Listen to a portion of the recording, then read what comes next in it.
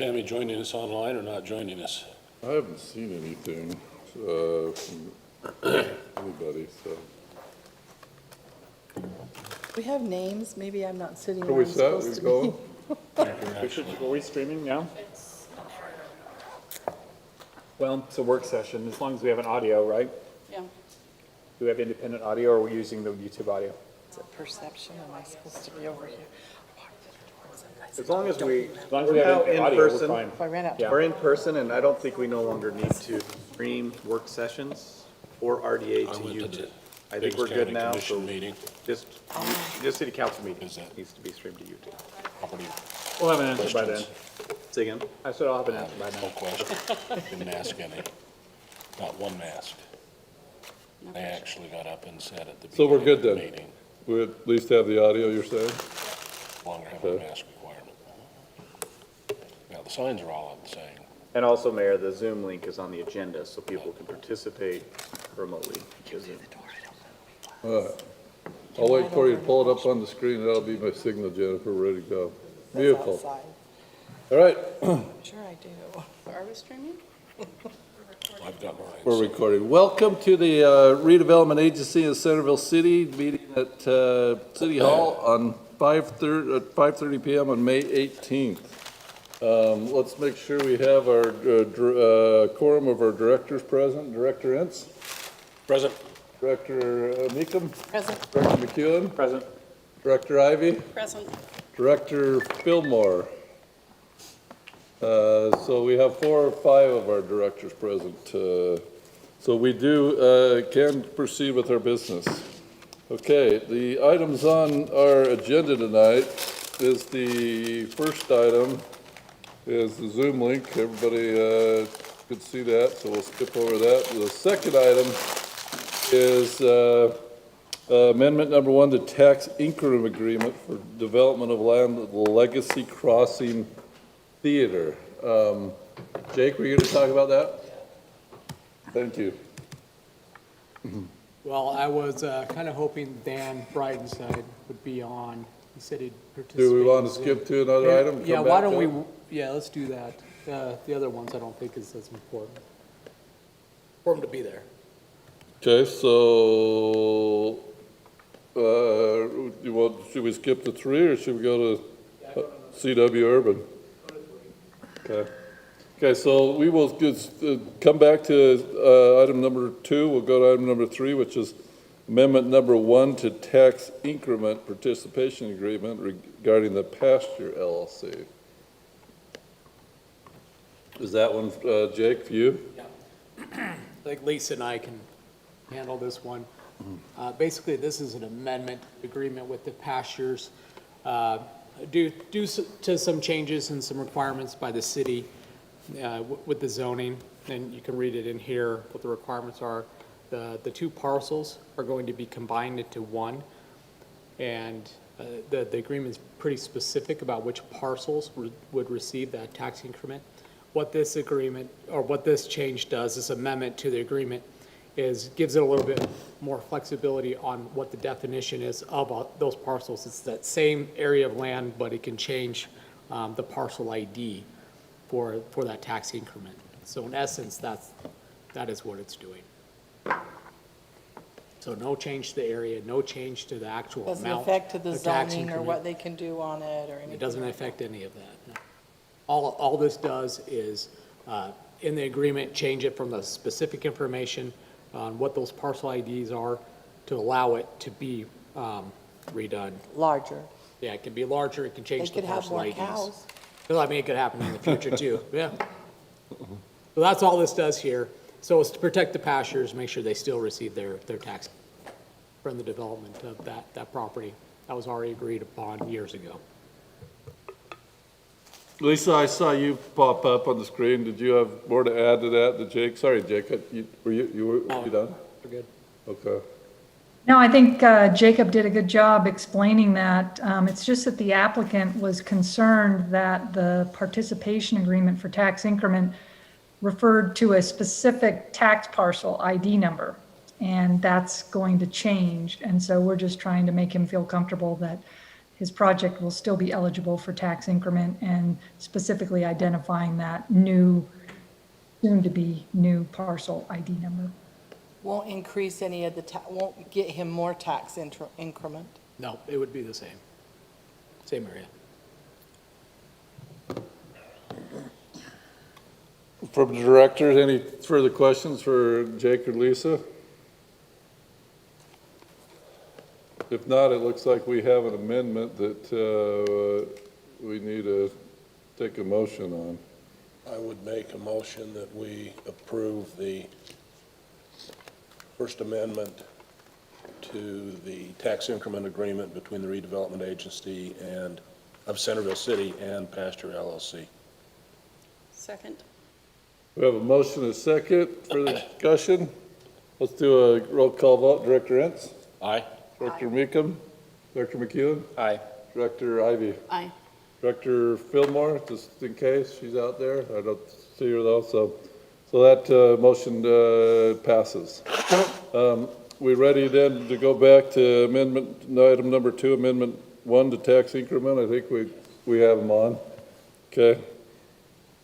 Let's go back to that then. Okay, before we proceed, I want to make sure, Dan, can you actually unmute and communicate with us in case we need to hear from you? I know we had this issue last time. We did last time too. I thought he got through right after we'd moved on. Are you able to unmute him, Jennifer? So if my sign language is right, I can hear you, but I can't unmute. Can't unmute. Huh? Can we request unmute on the Zoom and he just confirms, right? And can't confirm it? That's Oh. not working. What does he need to push to do it? Yes. It says the host is asked to unmute you. Yeah, I think he's just missing it. Write it on a paper and shove, no, I'm just kidding. You know, some of us are more adept with the computers than others. Doing it on his iPhone. Do you see some sort of button at the bottom, Dan, that you can push? It's on an It's iPhone, so red you gotta with an scroll. X? Is your phone on mute? Why don't we have him call in? Do we have a call-in number? Do we have a number?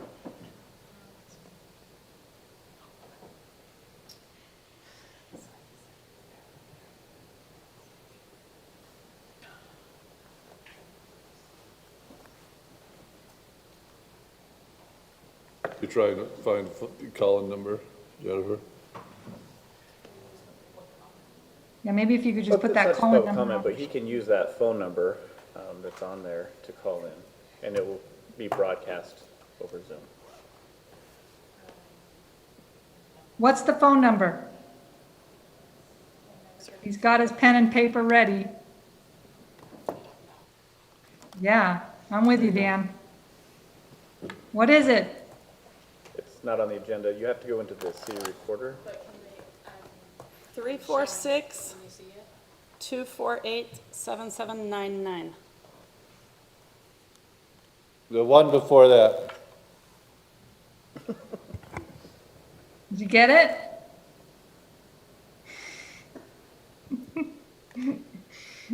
I like the Lisa help desk. This is pretty good. And I like the Lisa's help desk. This is great.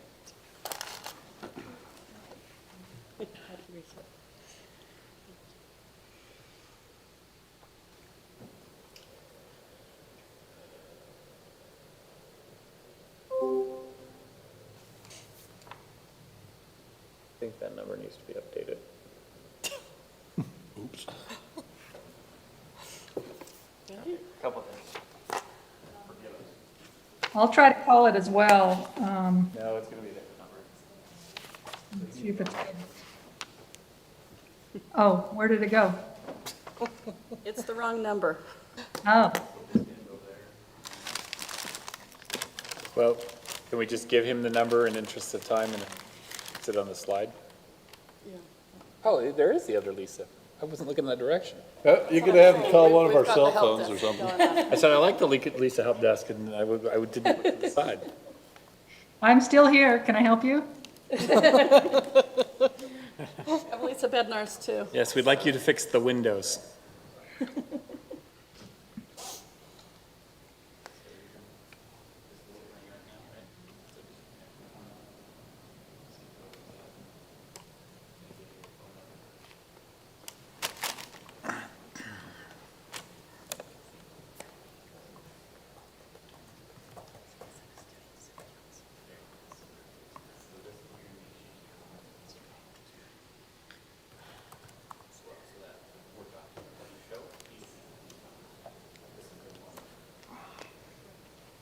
Is he still there, or did he hang up? I can't tell. Are we ready for a phone number? Yeah, I'm not sure he's still there. I think you hung up. Maybe we need to call Maybe to him. call that number. Do we have his number?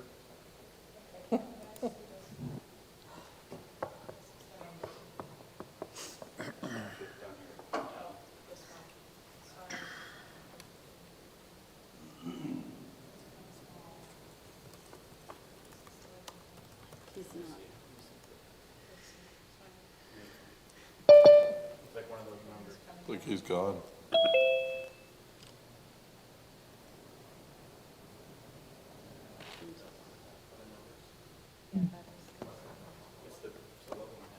See, aren't you glad you guys came in person?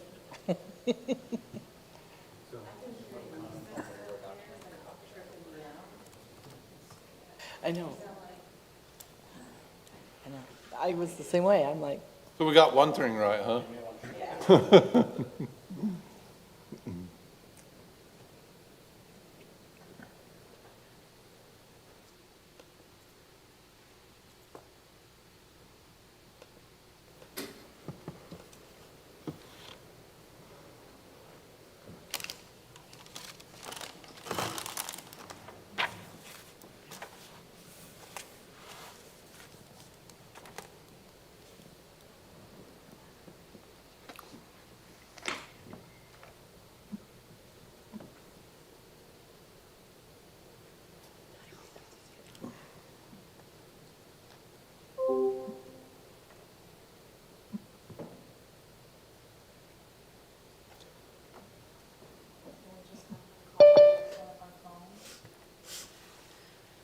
We have to be able That's to why I hear him a little suggested if we really need him on, have him call one of our phones.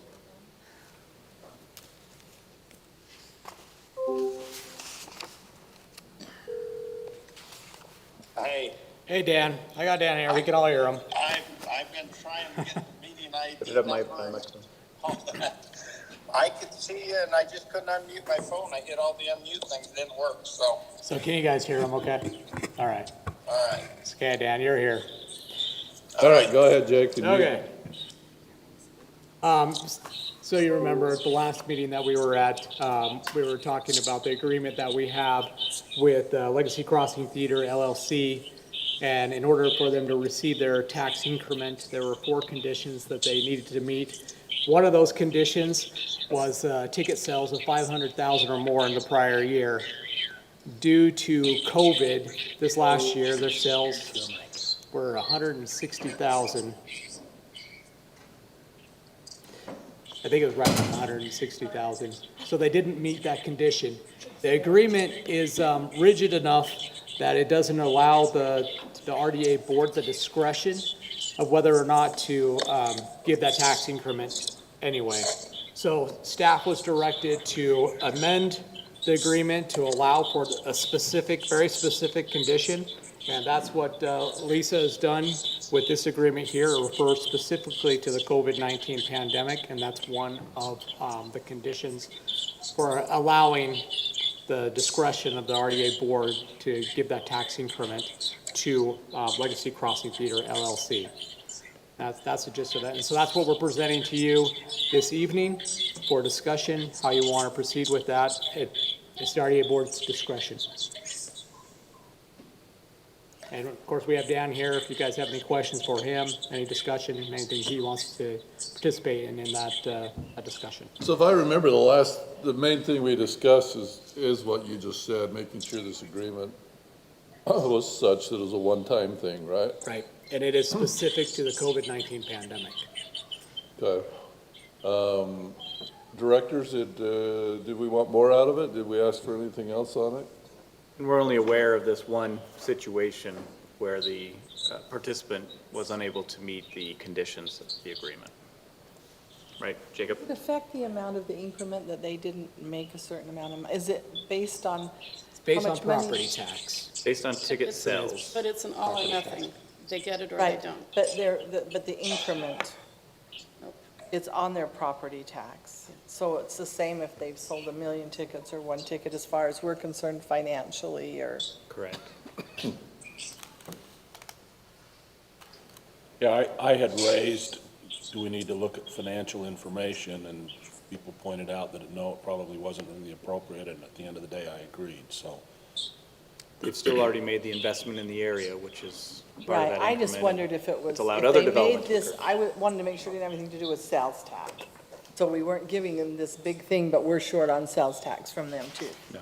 As long as it's property tax, I'm great. Okay. So it doesn't sound like there's further questions, so it looks like we have looking for a motion to this amendment number 1 to Agreement for Development of Land. I won't read the whole title, but somebody want to make a motion on it? I'll make a motion that we approve amendment number 1 to the tax increment agreement for the development of land Legacy Crossing Theater LLC. Second? Motion is second. Roll call vote. Director Ivy? Aye. Director McEwen? Aye. Director Meekum? Aye.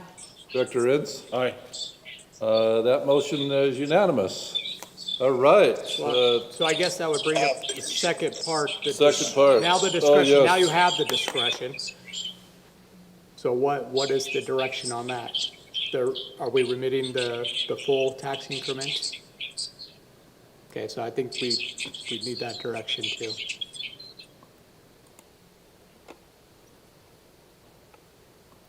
So, Jake, we got amendment number 1, and then we said consider it, that's amendment, they're the same thing. Did it say that in there? I'm just looking at the agenda, so, So it says a tax increment payment. I guess I'm just asking it to be a little more specific, saying the full amount. I guess I'd make a motion that we confirm that the amount of tax increment anticipated in the amendment that was made is the actual amount of $203,866.73.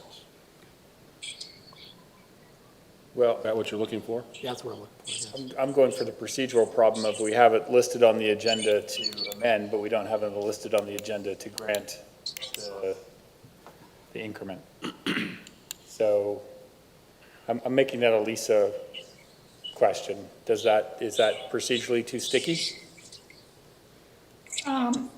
Yeah, I don't see it on the agenda, so unfortunately, if we can wait, it just says consider amendment number 1 to the tax increment, so we'll just have to line it up one more time, but I still don't think we're that far away from distributing the money. Isn't that right, Jake? We usually get the numbers from the county, and it's not going to delay it that much. Well, we're about a month behind. I usually give it to them in April. We give it to them. Yeah, I think just to be careful and clear, we probably should have it on the agenda to actually grant that. Okay, so we'll make sure we get that on the next agenda. I'm missing, there's a paragraph about it on the agenda. Now, But it it's- doesn't but have a it's- resolution number, I It recognize. doesn't say we're granting money. Yeah, it doesn't say, It's just there's a not discretion. an actual agenda item that says we're granting it for the amount. So it's a procedural problem. It's not that we're not going to do it, it's just a procedure, since we haven't noticed it, that doesn't give anyone in the public the opportunity to come and say, I protest this amount specifically. So because it's not on it, I don't think we can vote on it. Or give staff direction to the RDA to disperse funds. So we need it one more time. That's why I was clarifying with Lisa. Okay, All right. I don't think anyone's going to protest it. No, but- So, don't object. and that's what I struggled with too. I didn't see what on the agenda after. So, sounds like we'll get it next time, the amount, and procedurally have done the correct thing, right? So, anything more on that, Jake? Nope, that's it. Okay. Okay. Thank you, Dan. Mr. Chairman, could I just make a comment? You're welcome, sure. I just want to thank your committee for considering this, and I had an opportunity to visit with Blake Anderson today, the president of Megaplex Theaters, and they're excited about a big bunch of new good movies that are supposed to be coming out during Memorial Day weekend. So let's all get out and go to the movie and support them.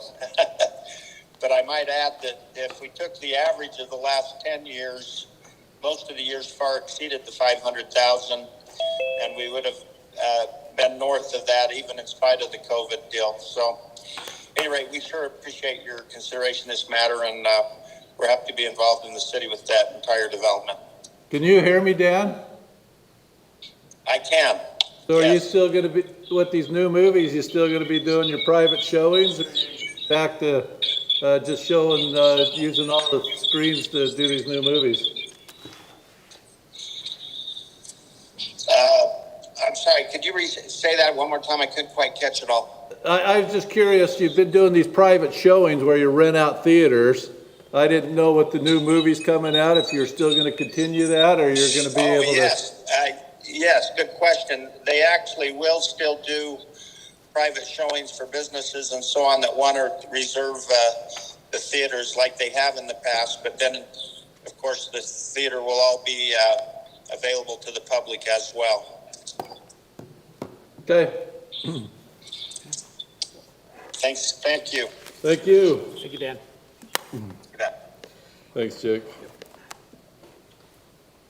All right, let's go to item number 4. This is the CW urban fence proposal. This is initiated by Brent, but CW, do they want to talk about it? Brent, come on up. Darlene. Hi, guys. I'm Darlene Carter with the CW Group. Do I state the address? Same as council? Less informal? CW Group. CW Group, Centerville. 122 West Legacy Crossing Boulevard, Centerville, Utah.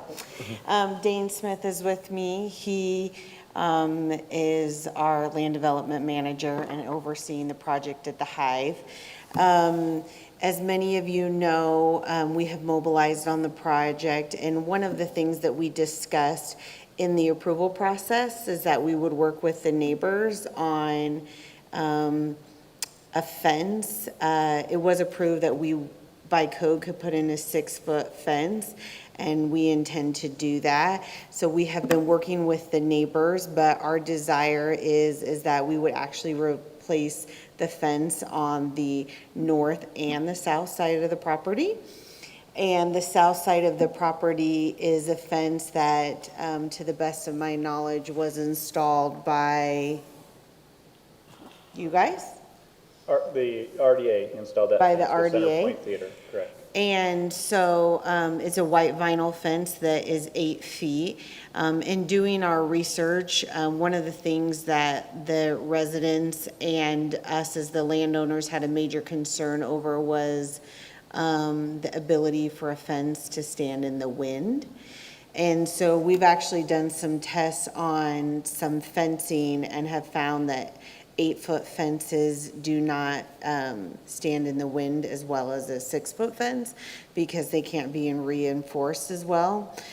So what we would like to do is we would like to put in a 6-foot composite fence, so a little bit sturdier of a material than vinyl. It would actually be a different color than white on both sides of the property, but we wanted to get some feedback from the RDA before we gave the residents a final proposal. So that's what we're here to discuss today. I think our proposal is that we would provide the fence, we will be able to pick the plans and specs of it, and that potentially the RDA and the CW group would share in the maintenance of it over the long term, but open for discussion on that. That fence was installed in what year? It's in the staff report there. It was installed with the Centerpoint Theater, when the Centerpoint Theater. 2010. Yeah. So Have we ever had wind problems with it? we have, in fact, we had some damage this last windstorm. And then we had some damage when the demolition occurred, which Darlene and Dane can talk about. It's just, there was items connected to the fence. They're willing to replace that, of course, but at the same time, why not replace the whole thing? Yeah, I'm just looking at, we had our 2011 major wind event, and then we've had these two others. I'm just curious how much we've spent to maintain the 8-foot fence side Don't have those overall. numbers. That was my question, is how much damage has been done with the wind if it's been there for 10 years? I mean, have we only had just the one damage in the windstorm, or have we had others? Jacob, do you have an answer to that? Well, it also runs east-west, so it's not It's not in, right on into the storm, so. So is there, you're concerned going lower fence? I'm trying to figure out what we're getting at here. Yeah, Well, I'm the- not the- so sure we wouldn't rather have the 8-foot fence put back up. It's certainly The- a lot more the- privacy. Yeah, the issue is really going to be for the residents, because then you're buffering commercial to residential with a 6-foot fence, which potentially sets a precedence for other areas in the city that would want to do a 6-foot fence for the same sort of buffering. And this isn't the first time we've had fence discussions about the height of fences, and we've had residents come in and want to do 8-foot fences, and we've restricted them away from that, so. It's, I guess. Those are generally within the residential zone between properties. Right, well, the last one we had was between residential and ag, but, you know, Okay. but it's still a buffering issue, right? So is the fence the buffer? And if so, is that height really critical? I can't anticipate anyone wanting to purchase a home right now saying, wow, that fence is 2 feet shorter, I'm not buying. But I don't know if that's a concern for setting precedents on any other commercial to residential buffers that may exist in the future. I'd be kind Well, of half of interested, the, go ahead, I'm sorry. I'd kind of be interested to know what the neighbors feel, if they'd rather have a 6 or an 8-foot fence. Well, that's a great question. So we've been talking with the neighbors about it. And where we left off was that the area that buffers the commercial, which is going to be our office building, is next to the frontage road. So I think there's 5 lots right there that we were originally intending on doing an 8-foot fence prior to getting the wind test back. And then we were going to go down to 6 feet when residential met residential. So I think that if this RDA decided that they want to keep the 8-foot fence, one of two things would happen. We may say, hey, we're not going to replace the fence except for the damage, we're just going to keep it as is. Or two, we would like to replace it, but they're just going to be 2 separate heights in different areas. So it's not a one-size-fits-all. But our preference probably would be that the fence matches. We're just looking into trying getting the fence that we like reinforced and it being strong at 8 feet. So I'm trying to remember, and I'm not sure if you know the answer to this, but it seemed to me like at 6 foot, you can just put your fence in, da-da. But if you go an 8-foot fence, then don't we require certain things because of the wind? Is that why you did a wind test? No, we were just actually trying to just test the durability of the material. Yeah, at 8 feet, it needs to be structurally reinforced. Yeah, the city, Hold up against any wind, basically. right, and at 6 foot, it doesn't have to be, but at 8 foot, it does. Extra 2 feet just acts like a sail. So I guess if my, it's going north-south. So it's going to Going be more east-west, it's a whole expensive for them to build because they do have to have it structurally engineered. I remember talking to Corey about this. That's why I was hoping there's a Corey lecture on fencing and the buffering there too, because that's part of what it really boils down to. I will share, I've had a conversation with Corey, and in the conversation with Corey is Corey doesn't have necessarily an opinion, shall we say, whether, it's a 6 foot or an 8 foot. He's okay with the 6 foot. I did reach out to the association to the south, the Center Point, Chick-fil-A, sent out an email and said there's a proposal from CW Urban regarding this fence, and here's what they're proposing. Every one of them responded back they fully support it, a 6 foot, at least on that south side. And when you go on the residential side, my thought is CW has been good at doing further setbacks, and you're still, whether it's a 6 or an 8 foot fence at 2 feet, your homes are still going to be above the fence, whether they're 6 or 8. I mean, I guess I'm trying to figure out why our concern of going 2 feet. So Corey and I did talk about that as well, about the buffering. Again, just back on the south side with Center Point Theater, is that you have a pretty good buffer. The road could have been right up against the fence, but we added in that sidewalk, and then you have the road, and then you have the building. So there's a really good buffer from commercial, separating the hive from that commercial side. And so that's where 6 foot is acceptable from us, at least on that south side. Now, the north side's a different discussion with a different list of, conversations you've been having, but more so on the south side, 6 foot is reasonable to Corey and I. And with a replaced fence with a better quality, love that idea as well. Is there any concern about changing the color? I don't have a concern. Fuchsia would be great. I like a stronger fence at 6 feet that's a Trex fence versus an 8 foot vinyl fence. I mean, It would be a composite fence, so that's not necessarily the brand, but it would be a composite fence. Well, that's what's in our notes. but- Yeah. And I do think it is a lot more expensive to build an 8 foot fence because they do have to have it structurally engineered. It That's is more what- That's what the expensive, state yes. requires if we're an 8 foot fence, is to have it structurally engineered. But if you put a 6 foot fence up, you can do it yourself and nobody can say anything. Kevin would need to review those plans and approve them to make sure they meet specs. Is there any concern about safety? I know it's more likely that there's undesirable activity usually in commercial in the evening than residential maybe. I can scale a 6 foot fence, not necessarily an 8. Is that a thing to consider, or are we not concerned about that? Is the question I protecting would- those in the high development from the activity on the commercial side? Yeah, I mean, We have the developers ultimately, here, so. yeah, I mean, ultimately, the development isn't secured. Like, on the frontage roads and the opposite side, like, anybody can actually access the property. The fence is probably, I think, more of a visual barrier. The way that the units are oriented is that there's not actually any front doors that are facing the fence.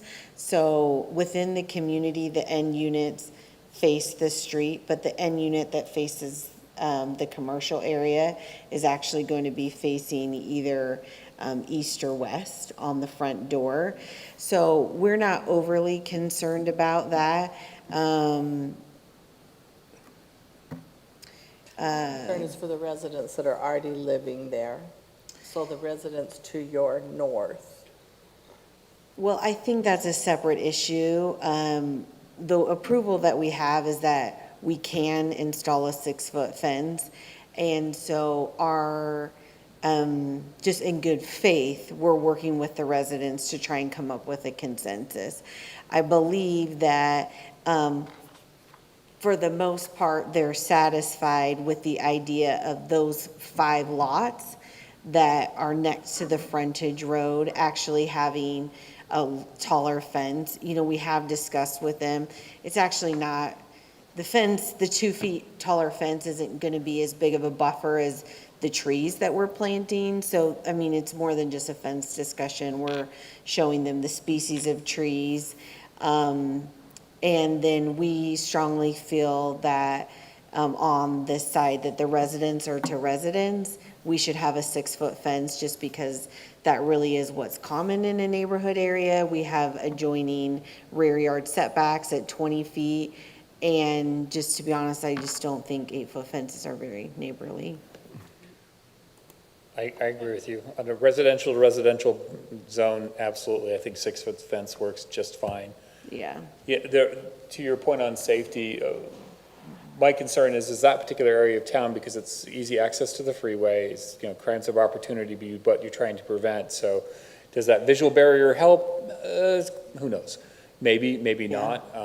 If they see something they want, are they going to be able to get it over a 6-foot fence versus an 8-foot fence, or are they going to come out the front? Who knows? I'm just more concerned with, is this going to cause us issues on other developments in the future? And if we don't believe so, I mean, if we could say that's still an administrative, or not an administrative, it's a legislative decision on each one of these at the RDA, then it really doesn't matter. At this point, as far as I understand, the code allows it. So whether it's a precedent that it's already an option. I would say, in addition to confirming the type of fence, we would also like to get feedback on if the RDA is willing to, after it's installed, to share in the maintenance of that fence, should anything ever arise in the future. We're sharing it now, right? Not really. So I think this is still a win, because if we're sharing in the maintenance of it, great, because I think we're fully responsible, right? We have been fully responsible in the past. Because we put So, it up. this is a win-win. We'll share in the responsibility. Again, with the We higher haven't- quality fence, now there might be added costs down the road if we haven't But seen a with a lot of higher quality windstorms. fence, you're Higher less likely quality. to have them, Yeah. I mean, it's gonna be more when you have to do it, but you're less likely to do it. And what I would propose is that, in the spirit of what we're proposing, we would give a final plans and specs to, Corey, and either you or someone else, and I don't know if that's an administrative approval. We felt like we needed to hit this stop first, then we'll give our proposal to the neighbors, and then we'll be able to make a final determination of what the fence will actually look like. So we have some ideas, but I wouldn't be able to rubber stamp it today.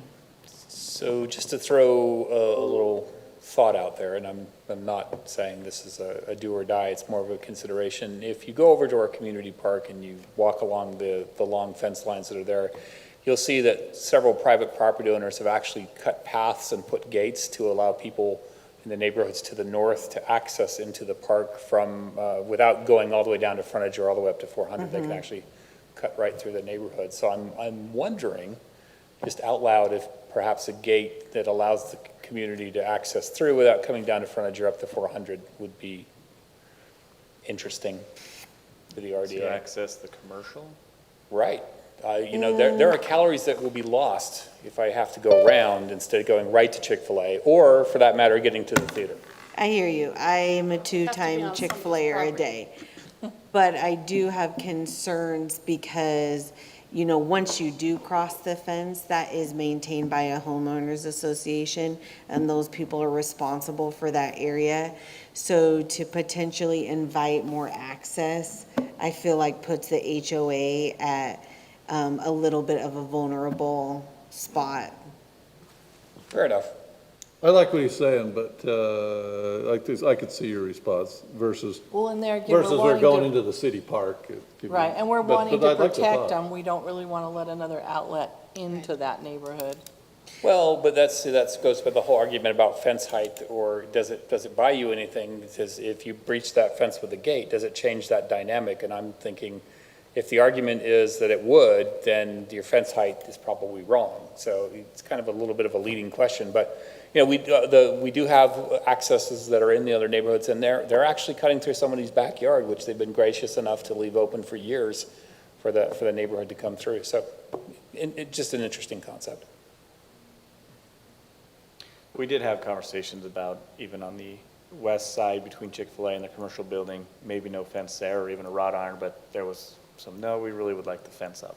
Just again, opening that up, but I could see the argument of wanting to fence it off. Well, the key is, and this goes to the fence height on the north side, is you don't want to create an enclave where you feel like you have a community that's so separated from everything else, so.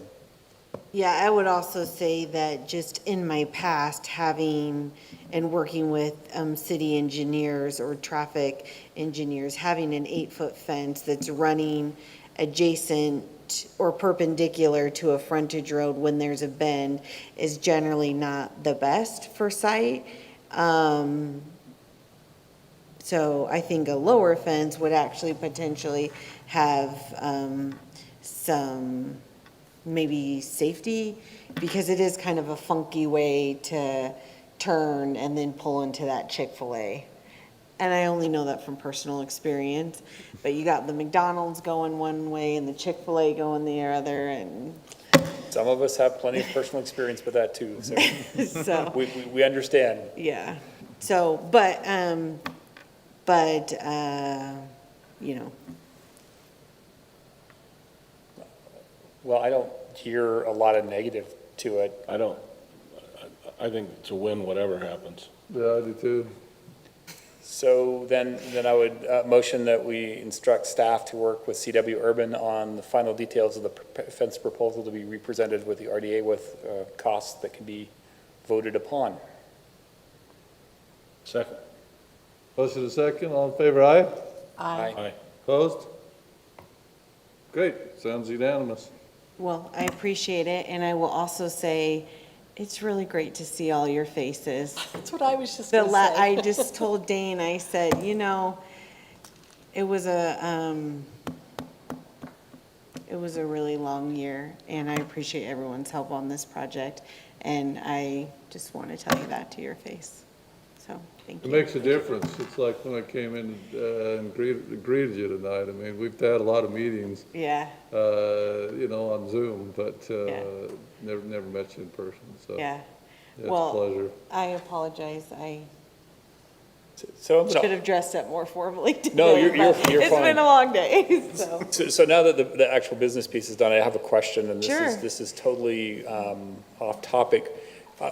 I just recently saw a developer cancel their contracts due to price increases and strand a lot of potential homeowners.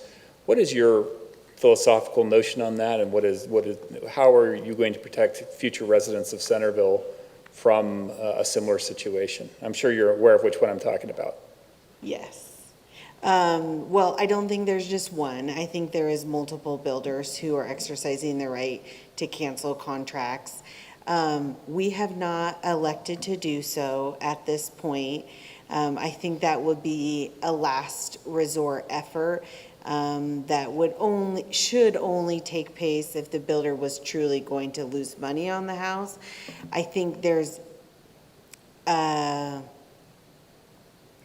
think some builders in good faith are exercising that option. I belong to a president's council of all the home builders across the state, and I think there's some legitimate reasons for it. I also think that on the antithesis of that revenues are so much higher right now, it could be an opportunity for developers to grab a little bit more money. You know, I think for us, it's not just what we're dealing with right now in terms of hard cost increases is not only unprecedented in terms of lumber pricing, but it's actually just availability of it. It's almost impossible to be able to get on your site. So that's never been before, but to me,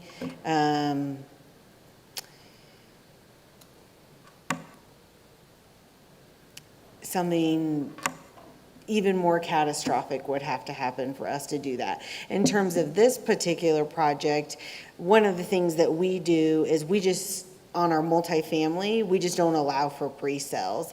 So our plan is the city will be seeing our plans in the next month or two, and we'll just actually set them up for sale after our lumber's been dropped on the site. And then that way we can do a couple things. We can price it appropriately to the market and the hard cost. We can shorten the buyer cycle, so there's just a little bit more satisfaction along the way. And then, you know, it just eliminates risk for both parties involved, and I think it's a better satisfaction. So it is unfortunate. I can't imagine what it would be like to have sold your home and have no place to go. Yeah, it's a tough situation. Then I appreciate your candor. I mean, it has no bearing on any decision. Yeah. I was just curious, as you're now, said, moving into the community to stay for a long period of time, I was just curious as to your business philosophy on that. Yeah, I mean, most builders in the state are either moving to pre-sales or just trying to price more aggressively on their revenue increases to be able to cover that. So I think the cancellation is more the minority than the majority. So, Right, thank you. no problem. Thank you, you two. Thank you. Thanks for being coming in person. Yeah, thank you. All right, item number 5, that was minutes review and acceptance of, oh boy, 4 different meetings that we have. Any comments or changes on those? The 4 meetings that, And motion that we accept the October 20th, October 26th, February 2nd, and May 4th minutes as recorded. Second. all in favor, aye? Aye. Opposed? All right, that looks like it. Motion to adjourn. So moved. Second. RDA meeting's adjourned.